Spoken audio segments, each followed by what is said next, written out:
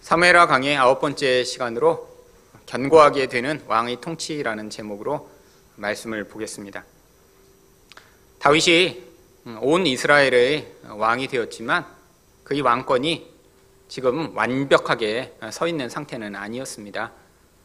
이스라엘 곳곳에 아직도 적들이 존재하고 있었고, 또 이 다윗을 왕으로 세웠지만 그 모든 이스라엘 사람들의 마음이 다윗의 통치를 받아들이고 있는 상황은 아니었기 때문에 오늘 본문에서는 이 다윗의 왕권이 어떻게 견고하게 세워져 가고 있는지를 보여주고 있습니다. 바로 이 다윗의 왕권은 예수 그리스도의 통치를 모형하고 있는 것이죠. 예수님을 믿겠다고 하고 교회를 다니지만 우리 마음의 곳곳에서는 여전히 내가 살아오던 방식대로, 또 내가 중요하다라고 생각하는 결정대로 살아가고 있는 것이 우리 모습 아닌가요?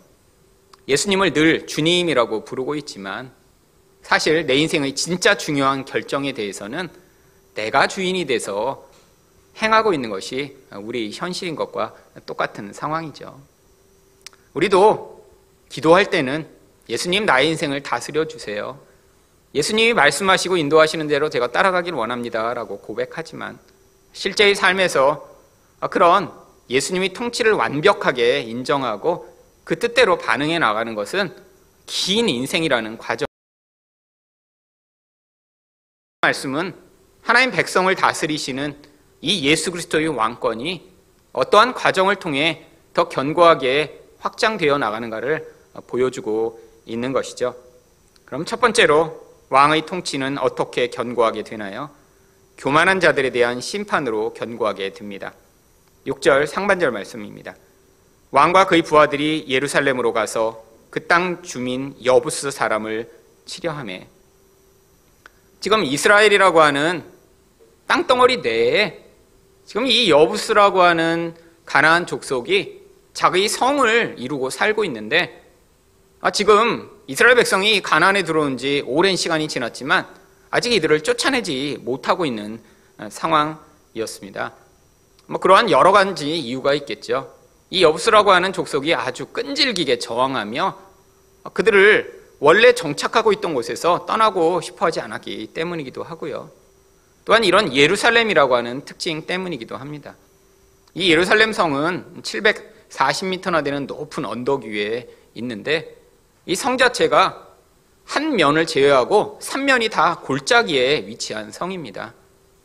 이 예루살렘 성은 그러니까 함락시키기가 아주 어려운 성이죠.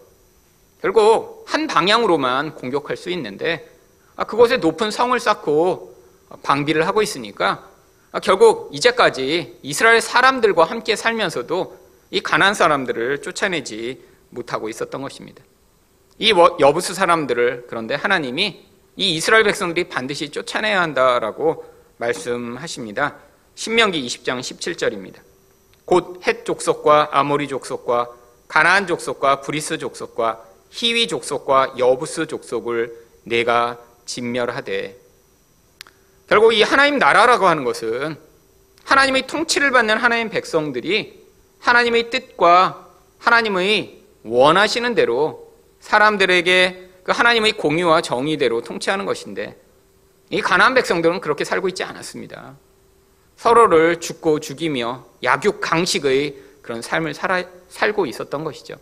하나님이 그래서 그들을 다 제거하여 그 땅이 하나님의 통치가 어떻게 임하는지를 보여주시고자 했는데, 바로 그들이 가장 중심부에 있는 이 예루살렘에서는 결국 그들을 쫓아내지 못하고 있었습니다.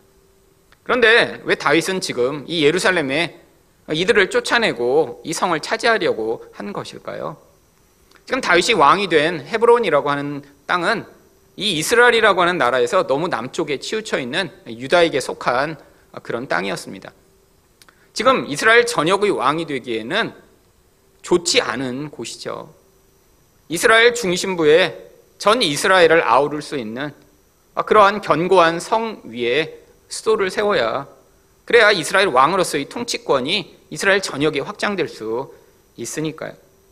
그런데 이렇게 다윗 이전에 많은 이스라엘 백성들이 자기네 땅에 살고 있는 이 여부스 사람들을 쫓아내려고 애썼지만 결국 다 실패했습니다. 이 예루살렘은 이 유다의 북쪽 경계선에 있는 땅이었고, 또 한편으로는 베냐민 지파의 남쪽 부분에 있는 그런 땅이었습니다. 그래서 이 여부스 사람들을 먼저 유다 백성들이 쫓아내려고 애를 썼는데 실패했습니다. 여호수아 15장 63절입니다. 예루살렘 주민 여부스 족속을 유다 자손이 쫓아내지 못하였으므로 여부스 족속이 오늘까지 유다 자손과 함께 예루살렘에 거주하니라. 아니, 자기 북쪽에 이렇게 눈에 가시처럼 있는 이들을 쫓아내려고 했는데 지금 못 쫓아낸 거죠. 근데 베냐민 지파도 똑같이 시도했었습니다.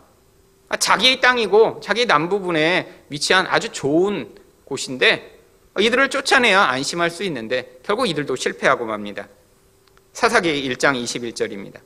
베냐민 자손은 예루살렘에 거주하는 여부스 족속을 쫓아내지 못하였으므로 여부스 족속이 베냐민 자손과 함께 오늘까지 예루살렘에 거주하니라.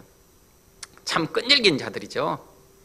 아니, 남쪽에서 북쪽에서 계속해서 쫓아내려고 애쓰고 노력하는데 기어이 자신들이 성을 견고하게 쌓고 쫓겨나지 않으면서 그들 사이에 이렇게 살아가고 있는 존재예요. 여러분, 그런데 이들이 이렇게 자기의 성이 견고하고 또 그 성이 워낙 견고하다 보니까 이들은 아주 강한 확신과 자신감에 차 있었습니다. 다윗이 이 성을 공격하러 오니까 그들이 다윗을 향해 뭐라고 이야기를 하나요? 6절 하반절입니다. 그 사람들이 다윗에게 이르되 내가 결코 이리로 들어오지 못하리라. 맹인과 다리 저는 자라도 너를 물리치리라 하니 그들 생각에는 다윗이 이리로 들어오지 못하리라 함이나. 아니, 자기들이 얼마나 견고한지, 야, 우리들 중에 장님을 데려다가 그 앞에 세워놓고 싸워도 우리가 이기겠다. 아니, 다리가 저려서 제대로 군인으로서 역할을 할 수 없는 그런 사람이 성벽에 서 있어도 너네쯤은 막아낼 수 있어. 우리는 절대로 이 성을 빼앗기지 않을 거야 라고 지금 다윗을 조롱하고 있는 것이죠. 여러분, 이 여부스 사람을 통해 드러나는 모습이 무엇인가요? 세상 사람들의 교만한 모습이 이들 안에 아주 잘 드러나고 있습니다. 여러분, 교만이 무엇이죠? 눈에 보이는 무엇인가로 자기의 힘을 삼고 그것으로 자기의 견고함과 자랑의 이유를 삼고 있는 근거가 되는 것이요. 여러분, 세상 사람들은 영적으로 보이지 않는 하나님을 믿거나 의존할 수 없습니다. 그렇기 때문에 어떻게 할 수밖에 없나요? 눈에 보는 무엇인가가 나를 지켜주겠지? 또 그 무엇인가를 가지고 있는 만큼 그것으로 자기의 미래와 자기의 견고함을 판단한 뒤에 내가 이 정도의 힘이 있으니까 이것이 나를 절대적으로 안정하게 만들 거야 라는 그 확신 가운데 살아갑니다. 여러분, 이런 교만한 사람들이 또 다른 특성이 무엇인가요? 결국 눈에 보이는 그 무엇인가를 의존하기 때문에 그래서 다른 사람을 조롱하고 또한 판단하는 일이 아주 쉽게 나타나죠. 자기는 모릅니다. 자기가 그렇게 대우하고 있는지, 자기가 생각하는 그 교만한 이유를 가지고 남들을 그렇게 조롱하고 있는지 알지 못하지만 다른 사람들이 그와 관계를 맺으면 그의 삶 전체에 녹아있는 그 교만이 다양한 태도로 나타나는 것들을 아주 쉽게 목격할 수 있습니다. 여러분, 주변에서 돈이라고 하는 것을 자기 교만의 이유로 삼고 있는 사람을 만나보셨나요? 그러면 그 사람은 알지 못하지만 그 돈이 자신의 인생의 아주 중요한 중심에서 그의 견고함의 이유가 되기 때문에 그 사람은 그것이 자기 인생을 지켜줄 것이라는 아주 강한 확신을 가지고 있습니다. 또한 다른 사람을 어떻게 바라보나요? 결국 그 사람은 결국 돈이라는 그런 기준을 가지고 늘 남을 평가하게 되어 있죠. 이 사람은 부자, 이 사람은 가난한 사람, 그리고 그 가난한다는 사람을 향해 당연하게 그런 멸시와 조롱의 태도를 보이게 되어 있습니다. 권력을 자기 교만의 이유로 삼는 사람 똑같죠. 결국 세상 사람이라고 하는 존재는 자기가 가지고 있는 무엇인가로 남을 판단하고 자기를 판단하며 결국 그것이 가진 힘만큼 자기 미래에 대한 안정과 확신을 얻게 되어 있죠. 여러분, 그런데 이 여부 사람들이 이렇게 확신했던, 아니 수백 년간 그 견고함을 유지했던 이 견고함이 사실 다윗 앞에서 아주 허망하게 무너져 버리고 맙니다. 왜요? 다윗은 그들을 무너뜨릴 수 있는 아주 결정적인 정보를 가지고 있었기 때문입니다. 다윗이 가지고 있던 정복의 첫 번째 전략은 무엇이었나요? 바로 그들의 약점이 무엇인가를 알고 있었던 것이죠. 8절 상반절입니다. 그날에 다윗이 이르기를 누구든지 여부스 사람을 치거든 물 길른 데로 올라가서.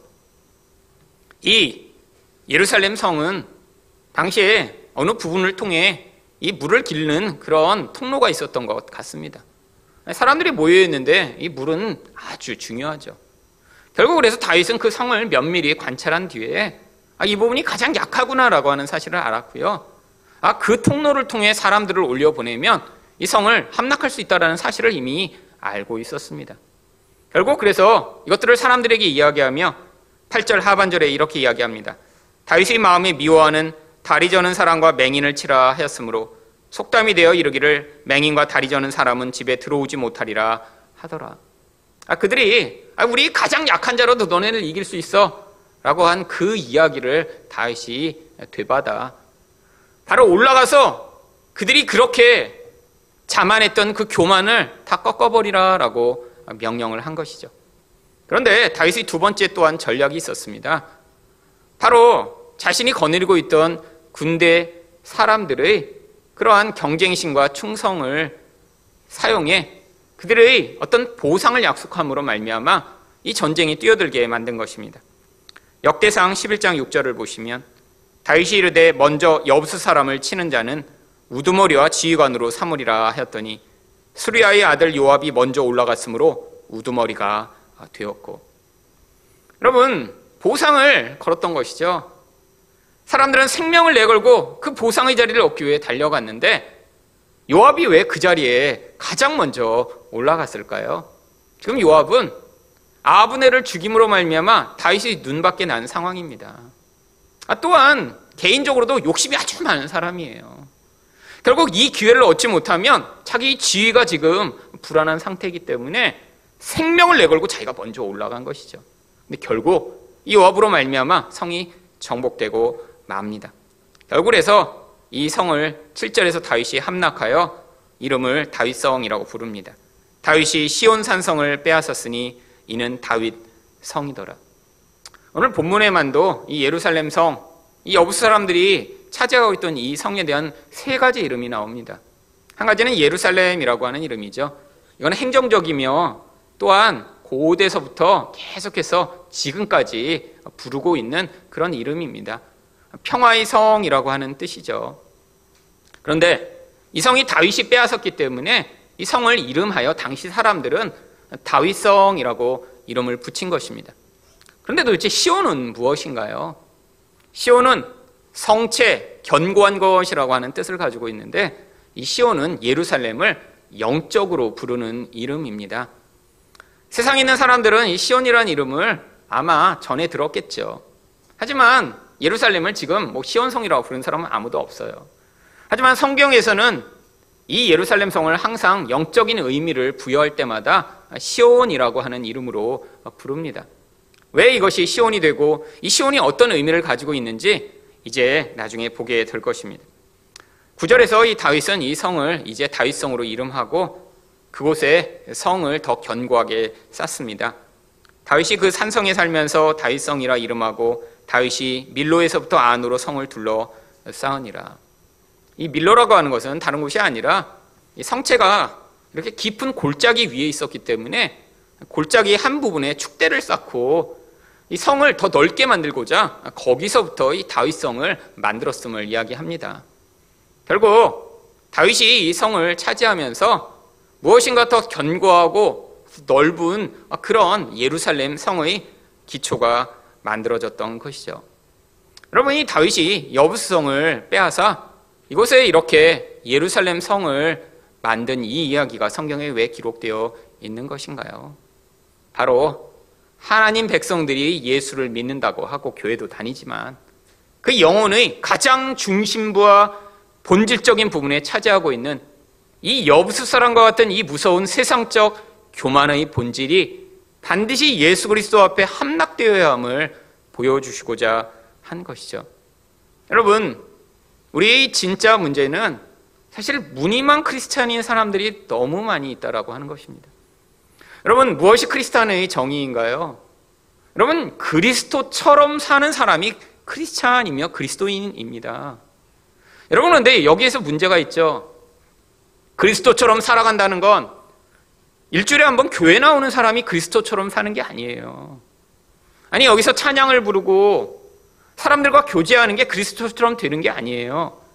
그리스도처럼 살아간다라고 하는 것은 그의 본질 안에서 눈에 보이는 세상의 것들을 아무것도 아닌 것으로 여기고 진짜 살아계시고 세상을 통치하시는 그 하나님을 자기 마음의 본질과 중심에 받아들여 그분의 뜻대로 살아가는 자를 그리스도인, 그리스도를 닮은 자라고 이야기를 하는 것입니다. 여러분, 거기서부터 우리의 간격이 있죠. 교회를 다녀요. 설교도 들어요. 아니, 오랫동안 다녀서 마치 남들이 볼 때는 교회 다니는구나 라는 사실을 알게 돼요. 근데 마음의 중심부에는 여전히 세상 사람처럼 살고 있는 사람들이 얼마나 많이 있나요? 바로 영혼의 가장 중요한 곳에 세상처럼 눈에 보이는 것을 자기 힘의 근원으로 삼고, 아니, 그것들을 얻지 못해 늘 열등감을 느끼거나 언젠가 기회가 주어지면 나도 그런 힘을 얻어 나의 인생을 견고하고 더 풍요로운 삶으로 만들고 싶은 그 열망 가운데 있는 우리 영혼의 깊은 자아의 교만이요. 여러분, 끊임없이 노력하고 애쓰지만 이 교만이 원하는 그 풍요가, 그 견고함이 주어지는 경우는 잘 없습니다. 아니, 어쩌다 그것들을 얻은 소수가 있죠. 그 소수는 그래서 내가 가지고 있는 그 견고함으로 말미암아 이 여부수 사람과 같은 태도를 보이는 거죠. 예수님을 향해서도 예수님, 이 부분은 건들지 마세요. 이것은 내게 인생에서 너무 중요합니다. 이 부분을 예수님이 건드시면 저는 못 살아요. 왜? 이게 가져오는 견고함과 풍요가 너무 크니까. 결국 예수님 앞에서도 예수님 절대로 저를 만지시지 못할 거예요 라고 결국 예수님의 그 통치를 거부하며 반응하는 모습이요. 아니, 그런데 이것들을 갖지 못한 사람은 어떨까요? 세상의 힘이라고 하는 것을 열망했는데 그 정도로 부자가 되거나 그 정도로 권력을 가지거나 그 정도로 강력한 힘을 갖지 못하게 되면 마음으로 끊임없는 열등감에 시달리게 되겠죠. 다른 사람들을 보면 끊임없이 질투할 것입니다. 좋겠다. 저렇게 높은 권력을 얻었으니, 아니 저렇게 좋은 직장에 다니니, 아니 저렇게 돈이 많으니라고 끊임없는 남을 향한 질투와 부러움에 사로잡히며, 그래서 자기 인생을 바라보며 나는 불행해, 하나님마저도 나를 저주하시나 봐 라고 하는 그런 왜곡된 생각으로 살아가는 그 본질이요. 여러분이 예수님처럼 살아간다라고 하는 거는 이 본질의 중심이 바뀌게 되는 걸 얘기합니다. 예수님이 이 땅에 오셔서 내가 이렇게 가난한 왜 목수의 집 아들로 하나님이 나를 보내셨지? 라고 갈등하시지 않았어요. 예수님이 살아가시면서 나는 왜 예루살렘에 태어나지 않았지?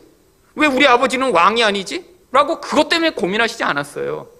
아니, 그래서 일부러 하나님은 예수님을 어떻게 보면 사람들이 볼 때 아무것도 갖지 못하고 세상이 볼 때 아무런 힘이 없는 것 같은 모습으로 보내셨습니다.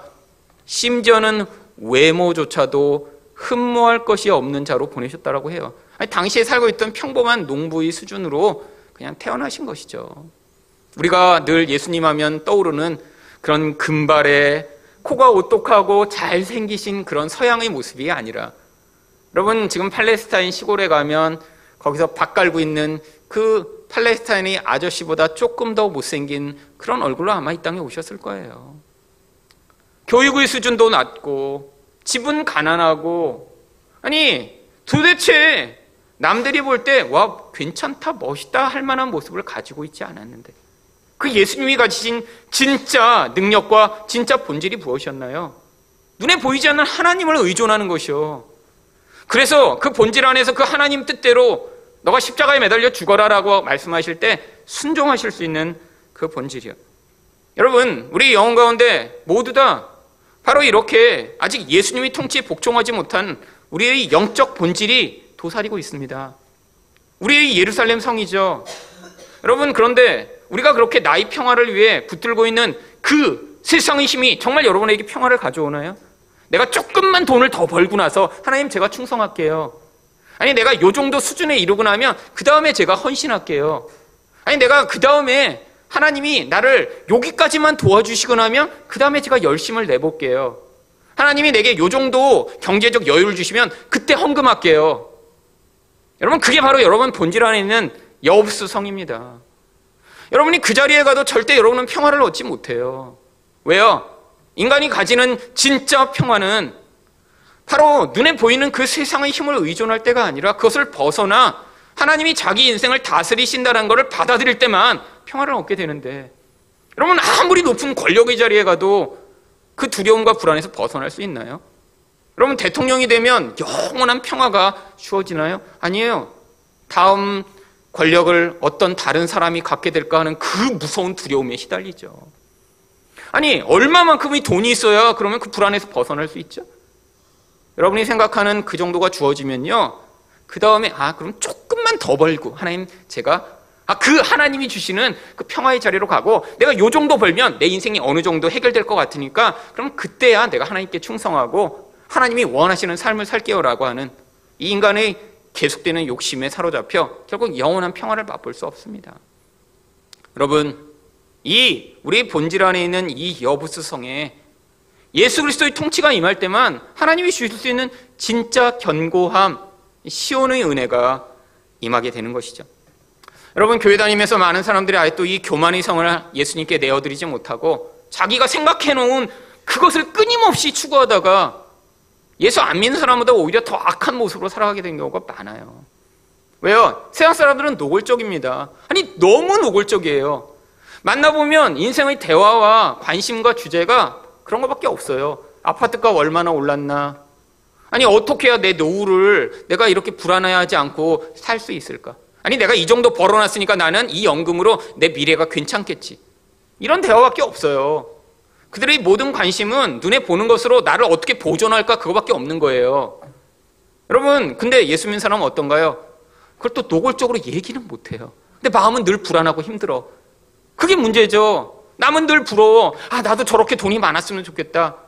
나도 이 정도는 됐으면 좋겠다. 끊임없이 생각하는데 그게 되지 않을 때 마음엔 끊임없이 불안하고 초조하고 걱정되고 힘든 인생을 살아가죠. 여러분 예수께 여러분의 인생을 내어드리세요. 여러분의 본질을 안에 예수님이 찾아오셔서 그 중심을 예수님이 다스리실 수 있도록 내어드리지 못하면 언제야 예수님께 여러분을 내어드리겠어요?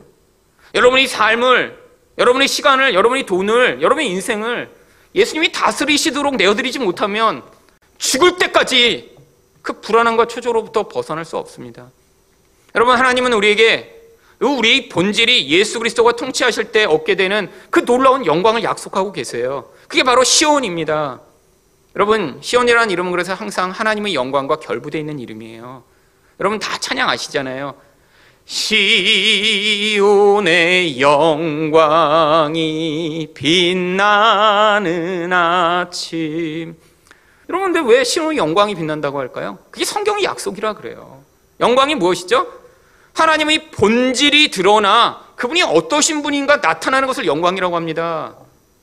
예수님이 우리 영혼의 본질에 찾아오셔서 그분이 다스리시면 그것에 하나님이 임재하시고 하나님이 어떠신 분이신가 그의 본질로부터 드러내시겠다라고 하는 거예요. 여러분 교만이라고 하는 세상의 힘을 의존하여 내가 이렇게라고 하는 그 본질이 여러분의 영혼의 중심을 다스리고 있으면 하나님이 여러분의 영혼에 찾아오시지 못해요. 문가에 오셔서 손님처럼 살고 계신 거죠. 그러면 그분이 누구신가 여러분을 통해 드러내실 수가 없습니다. 여러분을 통해 그 본질이 무엇으로 그럼 드러날까요? 예수가 다스리시지 않는 인생은 결국 자기가 추구하던 그 교만의 본질이 우상이 돼 영적으로 그 본질을 통해 그 우상의 모습이 여러분을 통해 드러나게 되어 있는 거예요. 돈을 사랑하던 자는 결국 나이가 들면 돈에 찌들어 있는 그런 모습으로 인생이 나타나겠죠. 권력에 대한 탐욕이 그의 우상 숭배로 자리하고 있는 자는 나이가 들수록 그 권력에 대한 열망과 집착으로 얼마나 무시무시한 모습이 인간을 통해 나타날 수 있는가 점점 드러나겠죠. 여러분 이거 얼마나 비참한 일인가요? 나이가 들었는데 그의 존재로부터 드러나는 모든 영향력이 돈이며 권력이며 힘이며 명예며 아니 젊어서는 감출 수 있잖아요. 그런데 나이가 들수록 할 수 없다라는 거예요. 인간 영혼에 있는 그 본질 자체가 폭로돼 나오는 이 무서운 영향력. 여러분 예수가 그 안에 계셔서 하나님의 영광이 드러나야죠. 여러분 그게 하나님 백성의 인생 가운데 가장 축복 아닌가요? 여러분 나이가 들었는데 다른 사람이 여러분을 보시며 널 보면 늘 부동산 생각나. 여러분 이게 칭찬일까요? 그래서 여러분한테 부동산 어떤 정보가 필요할 때마다 전화를 해. 여러분, 이거 얼마나 비참해요. 여러분, 다른 사람이 어떤 투자할 기회만 찾아서 여러분에게 전화하고 이러면 안 되잖아요. 여러분을 보며 어떤 사람이 야, 너를 만나니까 정말 예수님이 어떠신 분인가 내가 알 것 같아. 뭐 이런 얘기를 들을 때 여러분 인생의 가장 축복이 아닐까요? 어떤 사람이 여러분을 보며 야, 난 하나님은 만나본 적이 없지만 하나님이 계시다면 야, 너를 통해 나타난 이런 모습이 아닐까? 물론 듣기 힘든 일이죠. 아니, 그래도 목표라도 세워야 될 거예요. 목표라도. 그럼 여러분의 인생을 통해 나중에 친구가 야, 인생의 부동산 문제는 다 너를 통해 해결할 수 있어.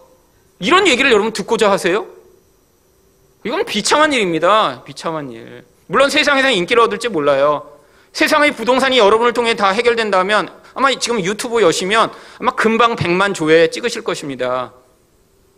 여러분, 근데 하나님 백성에게 하나님이 요구하시는 건 그런 거 아니에요. 영혼의 본질 안에 예수가 다스리셔서 그 예수의 모습, 하나님의 모습을 여러분을 통해 보여주시는 그 영광을 시온이라고 하는 거예요. 여러분, 그래서 성경의 여러 약속이 나옵니다.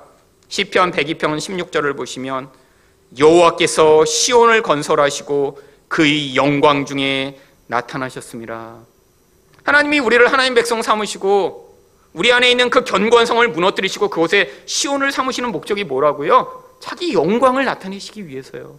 이사야 4장 5절 말씀을 보시면 여호와께서 거하시는 온 시온산과 모든 지폐 위에 그 모든 영광 위에 덮개를 두시며, 하나님이 우리를 통해 그 영광을 드러내시는데 영광 자체를 그냥 드러내실 수 없으니까 거기에 덮개를 덮으신 것처럼 하셔서 우리라는 존재가 하나님의 영광을 간접적이라도 드러낼 수 있도록 해주시겠다라고 약속하고 계신 것이죠. 여러분, 시온의 영광이 새 첫날에만 임하는 것이 아닙니다. 우리 인생이 우리 본질 안에 있는 이 여부수성이 함락돼 예수 그리스도의 통치를 받으면 나이가 드실수록 여러분을 통해 그 하나님의 아름답고 멋진 모습을 드러내실 수 있는 자가 되실 수 있는 것이죠. 두 번째로 왕의 통치는 어떻게 견고하게 되나요? 하나님의 함께 하심으로 견고하게 됩니다. 10절 말씀입니다. 만군의 하나님 여호와께서 함께 계시니 다윗이 점점 강성하여 가니라.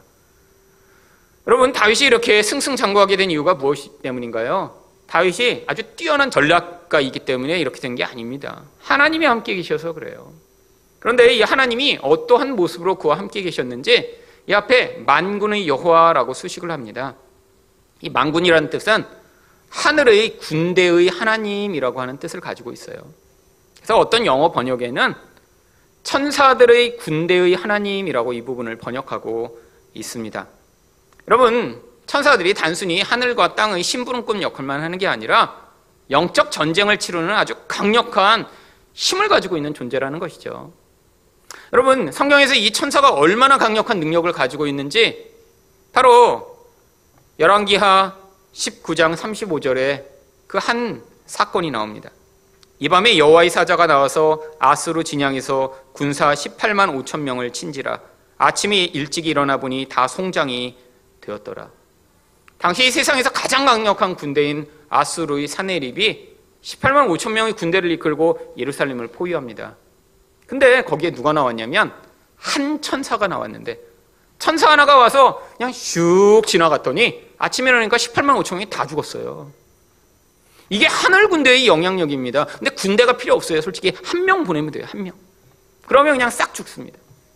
여러분, 이게 하나님이 권세라는 거예요. 여러분은 내 세상에 살다 보면 이런 일들이 잘 안 일어납니다. 지금도 좀 말 안 듣는 애들 이렇게 천사 2명쯤 보내셔서 그냥 그 지역을 이렇게 쫙 좀 돌봐주시면 좋을 텐데 잘 안 보내시는 것 같아요. 왜요? 마지막 날을 위해 준비하고 계신 것이죠.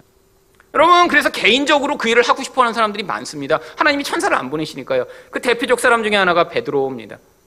아니, 예수님이 하나님의 아들이라며, 아니 군대가 오니까 힘없이 잡혀가는 것 같잖아요. 그래서 어떡합니까? 칼을 빼 말고의 귀를 잘라버려요. 그때 예수님이 뭐라고 말씀하셨나요? 마태복음 26장 53절입니다. 너는 내가 내 아버지께 구하여 지금 12군단 더 되는 천사를 보내시게 할 수 없는 줄로 아느냐? 내가 지금 힘이 없어서 잡혀가는 줄 알아? 라고 지금 베드로를 꾸짖으신 거예요. 여기는 12군단이 무엇인가요? 로마의 군대 체제를 얘기합니다. 로마는 굉장히 아주 체계적인 군대 체계를 가지고 있었어요. 백부장이라고 하는 그런 소대가 여러 개가 모여서 그래서 이 군단을 형성하는데 한 군단에는 6,000명의 군인들이 있었습니다. 근데 군인만 6,000명이고요. 그것도 군대를 돕는 보조하는 사람들까지 하면 약 12,000명 정도가 하나의 군단을 이루어요. 여러분, 근데 이 군단의 영향력이 얼마나 강력한지 이 로마군은 아주 철저하게 함께 훈련하고 함께 어떠한 대응을 이루어 전쟁을 했기 때문에 보통 이 로마 군단 하나가 10배에 해당하는 야만인들과 대부분 싸워서 이겼다라고 합니다. 같은 수로 싸우는 게 아니에요. 6,000명의 군단 하나가 싸우면 6만 명까지도 싸워서 이길 수 있다는 거죠. 근데 그 군단이 몇 명이에요? 12군단이니까 72,000명입니다. 당시로 얘기하면 아마 세계 대전을 치를 만한 그런 영향력이죠. 근데 앞에서 보셨잖아요. 천사 하나가 몇 명을 상대할 수 있다고요? 18만 5천이요. 그럼 12군단 보내시면 어떻게 될까요? 지구의 멸망이 임하는 거죠. 여러분, 나중에 12군단을 보내실 거예요. 그게 하나님의 권세입니다. 근데 왜 지금은 안 보내시죠? 하나님의 뜻을 이루시려고요. 그게 바로 하나님이 이 세상의 통치를 행하시는 방법입니다. 우리가 잘 못 믿는 방법이요. 어떤 방법이요? 바로 이 세상의 방식이 아니라 온유하고 겸손함으로 세상 가운데 하나님의 통치를 행하시는 방법이에요. 여러분, 그런데 이렇게 다윗의 통치가 하나님의 도우심으로 견고해졌더니 무슨 일이 벌어집니까? 세상의 왕이 그것들을 인정하기 시작해요. 11절 말씀입니다. 두로왕 히람이 다윗에게 사절들과 백향목과 목수와 석수를 보내매 그들이 다윗을 위하여 집을 지으니. 아니, 왜 갑자기 여기에 두로왕이 등장하나요? 여러분, 이 두로왕은 이스라엘 북쪽에 중개 무역을 하는 나라의 왕입니다. 딱 보니까 다윗이 갑자기 견고해져요. 여기에 붙어야겠구나. 왜요? 중개 무역을 하는 나라는 주변의 강대국에 잘 붙지 않으면 살아남을 수가 없습니다. 그래서 지금 선수를 친 거예요.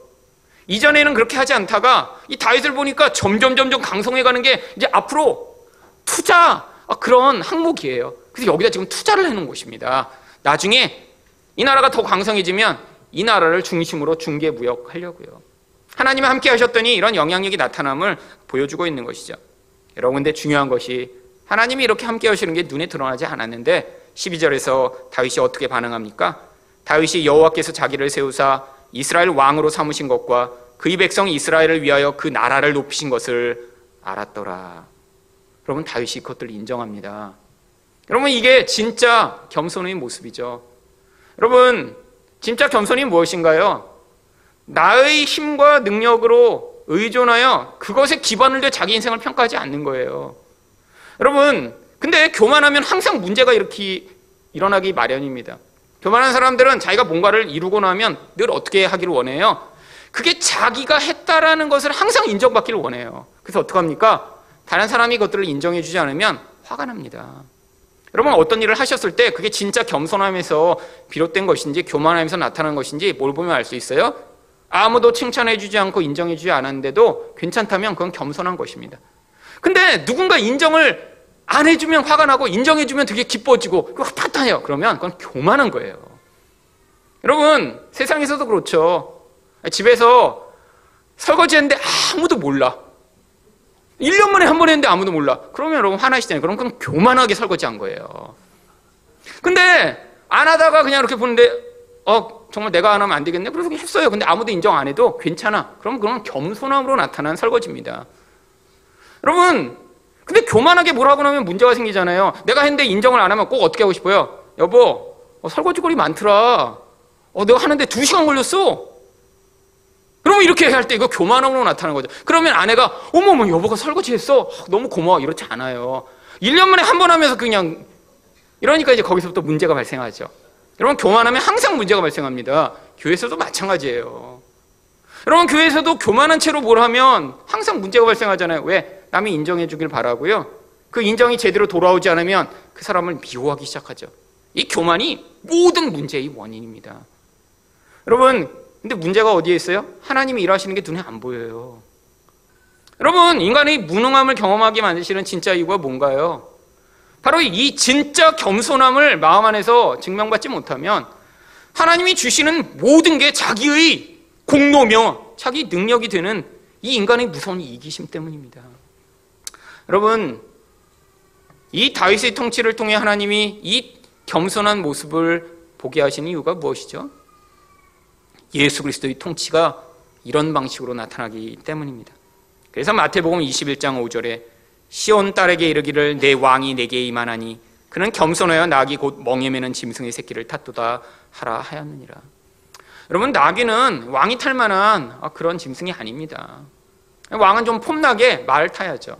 근데 말 탄 왕은 늘 어떤 상징이었냐면 강한 군사력을 가진 자의 상징이었어요. 근데 예수는 그렇게 통치하시지 않는다는 것입니다. 아니, 우리를 그 말을 타고 와서 멀리서부터 그냥 칼을 내리쳐갖고 우리를 때려잡으시면서 통치하시는 분이 아니라 정말 어떻게 보면 약하디 약한 그런 모습으로 오셔서 우리를 목자로 인도해 나가시며 사랑해 주시는 분이 우리 하나님이시라는 것을 보여주고 있는 것이죠. 여러분, 그런데 바로 그 모습으로 우리를 초대하고 계십니다. 왜요? 우리가 지금은 예수님이 이 땅을 떠나신 뒤에 바로 그 예수의 영을 가지고 세상 가운데 예수의 통치, 하나님의 나라를 확장할 자들로 우리를 부르셨기 때문이죠. 여러분, 그래서 마태복음 11장 29절에 나는 마음이 온유하고 겸손하니 나의 멍에를 메고 내게 배우라. 그리하면 너희 마음이 쉼을 얻으리니. 여러분, 이게 성도의 축복입니다. 예수의 모습 닮아 예수처럼 그 마음의 겸손함과 온유함으로 결국 하나님만을 의존하고 하나님이 이끄시는 대로 사는 인생이요. 우리 마음에서 욕심이 끊임없이 우리를 주장하죠. 더 열심을 내야 돼. 더 많은 돈을 벌어야 돼. 너희 안정을 네가 이루어야 돼라고 주장하고 있지만 결국 그 교만한 마음으로부터 예수의 손 붙잡고 불안하고 초조하지만 그분이 인도하시는 대로 한 걸음씩 나아가며 그 예수님의 마음을 배울 때 바로 거기에 어떤 일이 벌어지나요? 미가서 6장 8절입니다. 사람아, 주께서 선한 것이 무엇임을 내게 보이셨나니 여호와께서 내게 구하시는 것은 오직 정의를 행하며 인자를 사랑하며 겸손하게 내 하나님과 함께하는 것이 아니냐? 여러분, 하나님이 하나님의 모습을 드러내며 하나님의 통치를 보이는 것이 무엇인가요? 정의를 행하는 것입니다. 결국 그 하나님이 원하시는 그 인애를 사랑하는 모습을 보이는 거죠. 근데 그렇게 되기 위해 꼭 필요한 게 뭐죠? 겸손한 자와 함께 하시는 하나님과 함께 하는 것입니다. 여러분, 어떤 사람들은 여러분과 함께 할 수 없어요. 여러분 부모님이 여러분의 미래를 책임져 줄 수 없습니다. 여러분의 배우자가 여러분과 영원히 함께 할 수 있는 존재가 아니에요. 그러면 누구가요? 만군의 여호와이신 그 하나님이 여러분과 함께 하실 때 여러분 인생은 이 땅 가운데 그 왕권을 행사하는 그 놀라운 영광과 그 놀라운 은혜를 경험할 수 있는 것입니다. 마지막으로 왕의 통치는 어떻게 견고하게 되나요? 생육하고 번성함으로 견고하게 됩니다. 이 사무엘하에서는 이 다윗이 하여튼 많은 여인을 취해 자식들을 여러 차례 많이 낳은 것을 기록합니다. 아니, 뭐 왕 되면 이렇게 많은 여자랑 결혼해서 애 많이 낳는 게 축복이라는 것을 우리에게 가르치고자 이런 얘기를 써놨나요? 어떤 사람은 이렇게 해석하는 사람이 있어요. 그래서 좋겠다. 여러분, 성경은 그런 얘기하려고 기록한 거 아니에요. 여러분, 다윗에 관한 많은 내용 가운데 이런 내용들을 기록했다는 건 이게 우리에게 뭔가 가르치시고 싶은 이야기가 이 안에 담겨 있는 거죠. 아니, 앞에서도 알려드렸잖아요. 왜 다윗이 이렇게 많은 여자랑 결혼해 많은 자식을 낳은 걸 기록한 거죠? 이 왕권이라는 게 어떻게 안정되어 가고 있는지를 그림으로 보여주시고자 한 것입니다. 여러분, 왕권이라는 게 뭐죠? 내가 예수의 모습, 그 모습으로 살아가며 그 흔적들을 확장해 나가는 거예요. 여러분, 근데 그 흔적이 어떻게 나타나나요? 나의 인생의 그 영향력을 받은 사람들을 통해. 여러분, 아니, 여러분의 자식, 여러분의 피가 섞인 자녀는 여러분의 모습을 담게 돼 있잖아요. 그것처럼 여러분의 영향을 받은 그 사람들을 통해 그 하나님 나라가 확장돼 나가는 거죠. 지금 이 다윗의 자식들을 통해 그 하나님 나라가 어떻게 지금 점점 확장돼 나가고 있는지, 어떻게 견고하고 있는지를 그림으로 보여주신 것입니다. 그래서 13절에 다윗이 이렇게 많은 여인과 결혼해 또 많은 아이를 낳았음을 이렇게 기록합니다. 다윗이 헤브론에서 올라온 후에 예루살렘에서 처첩들을 더 두었으므로 아들과 딸들이 또 다윗에게서 나니. 여러분, 그냥 여기서 끝나지 않고 14절부터 16절에 이 아이들의 이름을 자세히 기록합니다. 예루살렘에서 그들에게 난 자의 이름은 삼무와 소밥과 나단과 솔로몬과 이팔과 엘리소와 네벡과 야비아와 엘리사마와 엘리아다와 엘리벨렉이었더라. 여러분, 그런데 이 이름들은 다 바로 이 다윗이라는 존재를 통해 그의 자식들에게 영향을 미친 그 영향력의 결과가 어떻게 하나님의 모습을 드러내며 하나님이 그들에게 부여하신 그런 통치의 놀라운 은혜를 어떤 방식으로 그들이 누리고 있는지를 이 이름에 담아 표현한 것입니다. 삼무아라고 하는 이름은 하나님은 들으시다라는 뜻이고, 소밥은 회복이라는 뜻이며, 솔로몬은 평화라는 뜻입니다. 이팔은 하나님의 선택이라는 뜻이고, 엘리소아는 하나님의 풍요로움이라는 뜻이며, 네벡은 새싹, 야비아는 빛남, 엘리사마는 하나님은 들으시고, 엘리아다는 하나님은 아시며, 엘리벨렐은 하나님은 구원하신다라고 하는 뜻이죠. 여러분, 이 이름들이 다 뭘 보여주나요? 그 이름을 부를 때마다 다윗은 뭘 고백한 거예요? 우리 하나님이 이런 분이십니다. 우리 하나님의 풍요와 우리 하나님의 평화가 이런 것입니다 라고 그 아들들 통해 그 하나님의 모습과 영광이 온 땅에 확장되기를 기대하고 그렇게 이름을 불렀던 것이죠. 여러분은 지금 정말 예수의 통치를 받고 계신가요? 그래서 여러분이 만나는 사람들이 여러분을 통해 정말 하나님은 이런 분이시다라고 알게 되고 계신가요? 또 여러분을 통해 그 하나님 나라의 영향력이 사람들에게 미쳐지고 계신가요? 아니, 그리고 여러분들과 만났던 그 사람들이 결국에는 그 영향력을 받아 정말 예수와 같은 그런 모습, 하나님의 흔적을 가진 모습으로 이 세상 가운데 나타나고 계신가요? 하지만 여러분, 세상 사람들이 답을 찾을 때가 있어요. 여러분, 세상에서 정말 사람들이 많은 돈을 이렇게 모았어도 정말 행복한가요? 몸부림치며 열심히 살았더니 인생의 모든 문제가 다 해결되나요? 아니요. 궁극적인 그 갈등과 고민과 그 문제 가운데 부딪히게 됩니다. 여러분, 거기서 답을 찾을 날이 있죠. 어떻게 해야 될까요? 여러분, 하나님이 여러분을 이 세상에 바로 그 하나님 나라를 확장할 자로 보내시길 원하십니다. 사람들은 낙심하고 포기하는 바로 그 자리에서 여러분을 통해 어떻게 하나님의 영광이 멋지고 아름답게 드러나는가를 보여주실 때 바로 여러분을 통해 드러나는 그 하나님의 모습, 그 하나님의 통치의 모습을 통해 우리 하나님이 어떤 신분이신가 그 영광을 드러내는 여러분 되시기를 예수 그리스도 이름으로 축원드립니다.